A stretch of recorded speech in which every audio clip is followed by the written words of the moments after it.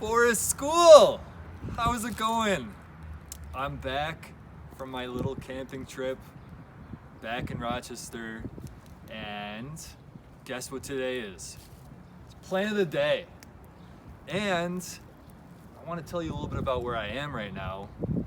I am at Taproot Collective First Market Farm, and it's right by the public market.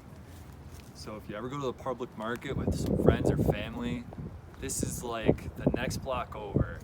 And I'm here also with my friend Stephanie, who is with Taproot Collective, and she helps run this amazing urban farm. It's actually a regenerative urban farm, right? Indeed, we use permaculture principles to help things grow. So it's really cool. Right downtown, and they're growing all sorts of beautiful little plants that, veggies you can eat. There's some bees around here that are helping pollinate. So it's a really cool place. And today, the plant of the day is going to be daffodils. And I know that we sing about daffodils in our song when we're actually at Forest School. So I'm going to show you what the daffodils look like and tell you a little bit about them. So let's head over here.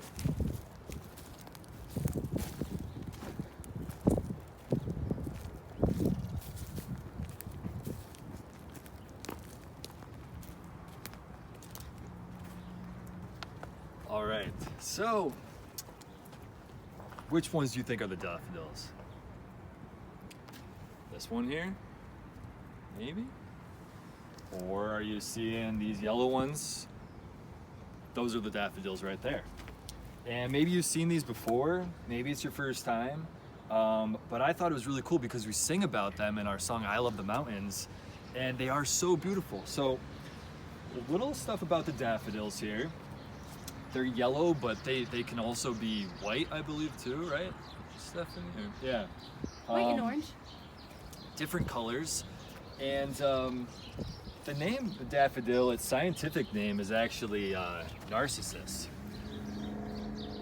And I'll tell you a little story about that after, but first just looking at the daffodil, one of the first things to flower in the spring, the bulb itself of the daffodil, and feel free to draw this again, as you're looking at this, you have the green,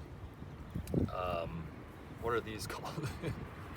Those are just the leaves. Just the leaves, and then you have the actual flower.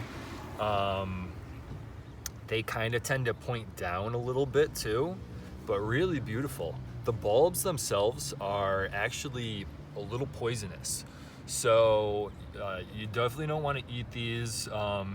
Stephanie was telling me earlier that sometimes people will plant these around the perimeter of a garden or farm because it'll keep deer out too. The deer, they're smart. They know that they don't want to eat these. So it can be used as a natural deterrent to keep certain types of animals outside of the different vegetables and things you're growing. Let's see.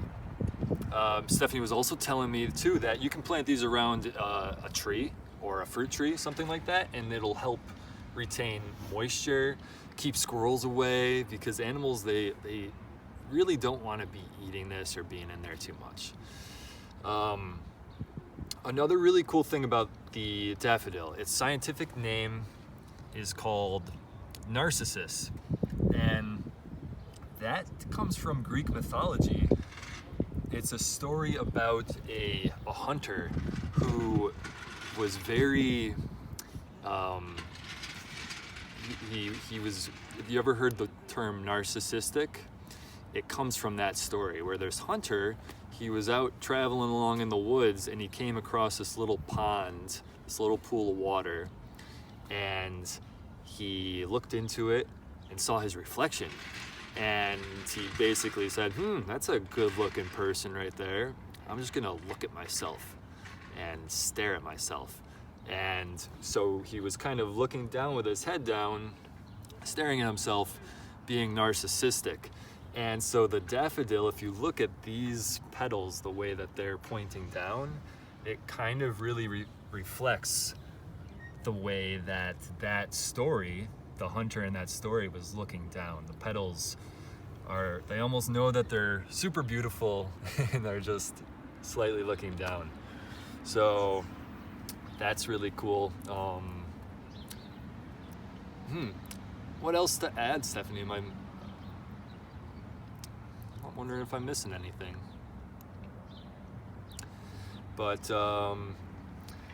you know, you can probably walk around certain parks today. Oh, one thing with this flower, it's not native to this area, I believe. So like we talked about last week, again, if you remember what native means that naturally it grows in this region without somebody thinking, oh, that's beautiful, I want to bring it here.